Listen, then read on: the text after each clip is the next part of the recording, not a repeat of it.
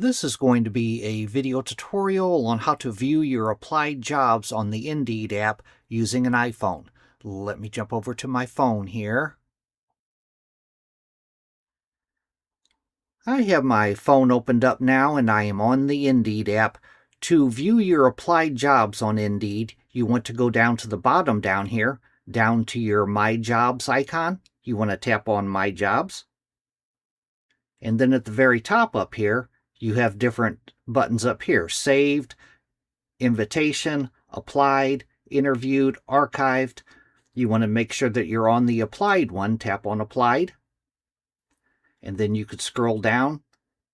And I haven't applied for any jobs. It says right here, no applications yet. I haven't applied for any jobs in the past 6 months. The jobs will appear for 6 months, but I haven't applied for any. But that is how you locate your applied jobs on Indeed. Thanks for watching.